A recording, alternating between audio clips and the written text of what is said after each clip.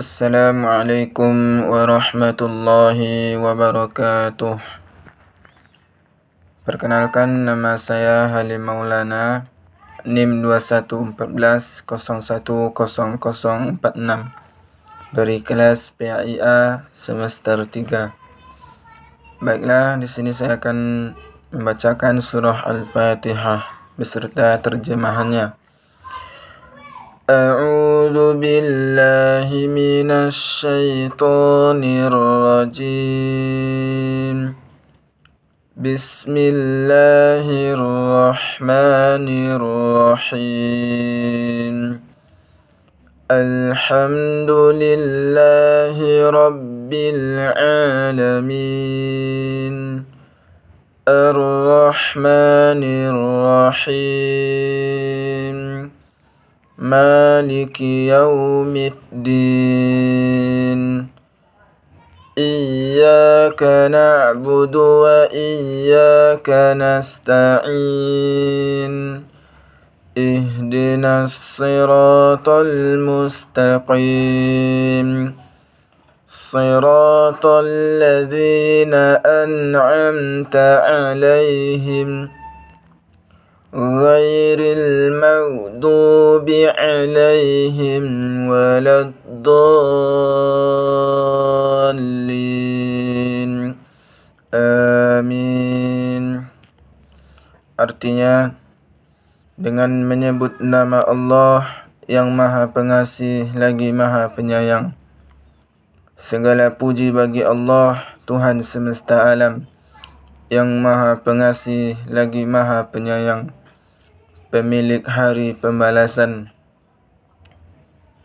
Hanya kepada Engkaulah kami menyembah, dan hanya kepada Engkaulah kami meminta pertolongan. Tunjukilah kami jalan yang lurus, yaitu jalan orang-orang yang Engkau beri mereka nikmat, bukan jalan-jalan orang yang Engkau murkai, dan bukan pula jalan-jalan orang yang sesat.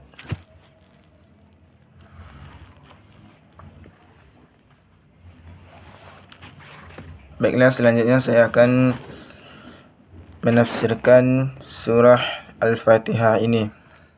Tafsir surah Al-Fatihah, yang mana ayat pertamanya yaitu berbunyi Bismillahirrahmanirrahim, yang mana artinya dengan nama Allah yang Maha Pengasih, Maha Penyayang.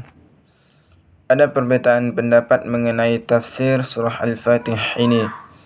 Ayat pertama ini karena biasanya kalimat basmalah merupakan pemisah antar surat, sebagaimana yang diriwayatkan Abu Daud dari Ibnu Abbas radhiyallahu an bahwa Rasulullah sallallahu alaihi wasallam tidak mengetahui pemisah surat sehingga diturunkanlah Bismillahirrahmanirrahim.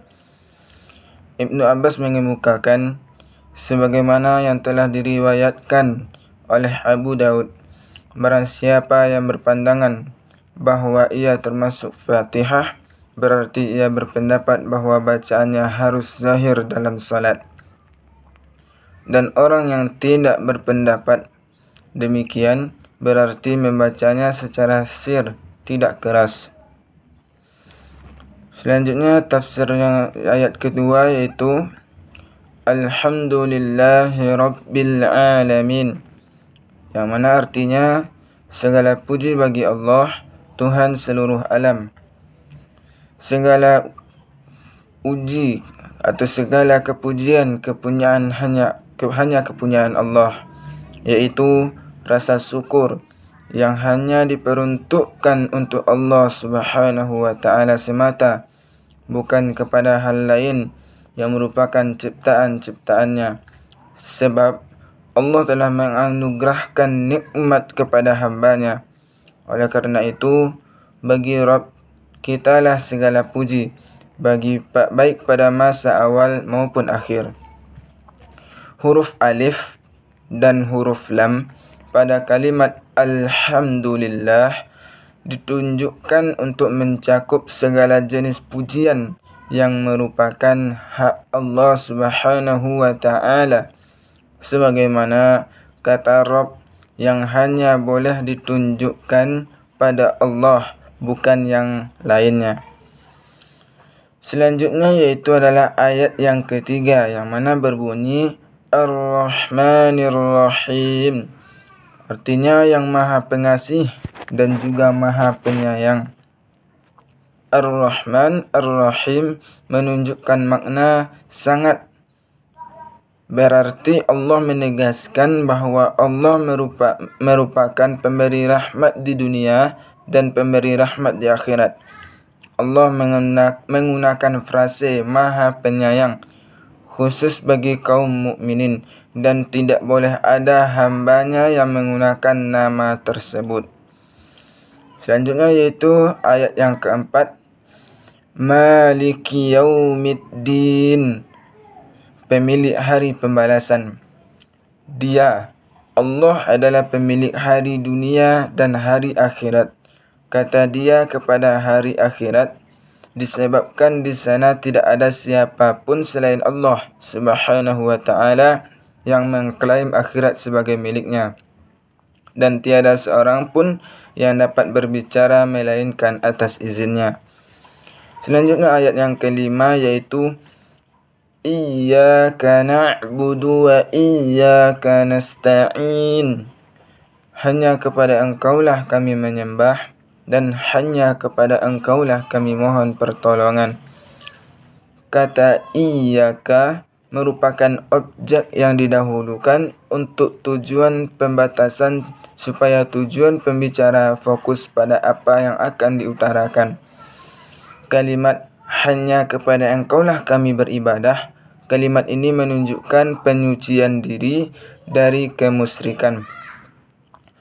Kalimat hanya kepada Engkaulah kami memohon pertolongan merupakan penyucian dari apa yang telah diusahakan dengan menyerahkan segala hanya kepada Allah yang Maha Mulia lagi Maha Agung.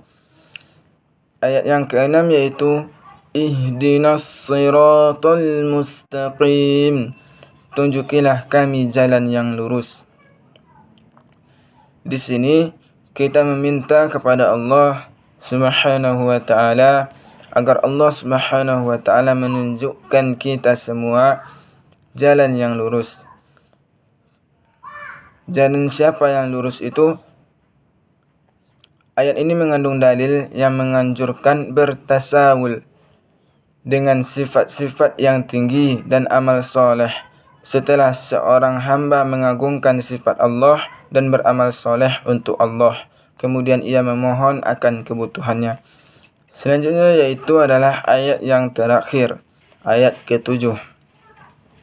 Siratal ladzina an'amta 'alaihim ghairil maghdubi 'alaihim waladdallin, yaitu jalan orang-orang yang telah Engkau beri nikmat. Jalan orang-orang yang Kau beri nikmat kepada mereka, bukan jalan mereka yang dimurkai dan bukan pula jalan mereka yang sesat. Pada kalimat jalannya orang-orang yang telah Engkau anugerahkan nikmat kepada mereka menafsirkan jalan yang lurus. Jalan yang telah diberi nikmat yaitu jalan orang-orang yang telah menaati Allah dan Rasulnya. Selanjutnya penggalan kata bukan jalan mereka yang dimurkai dan bukan pula jalan mereka yang sesat. Hal ini merupakan orang-orang yang mengingkari perintah Allah dan ajaran para Rasulnya, mereka yang tidak memiliki pengetahuan dan mengikuti kesesatan. Mereka itu adalah orang-orang yang tidak mendapatkan petunjuk Allah Subhanahu wa taala. Itulah bacaan ayat suci, ayat ataupun surah Al-Fatihah dari saya dan juga terjemahannya, serta menafsirkan ayat per ayat dari surah Al-Fatihah ini. Banyak kesalahan, saya mohon maaf. Saya akhiri. Assalamualaikum warahmatullahi wabarakatuh.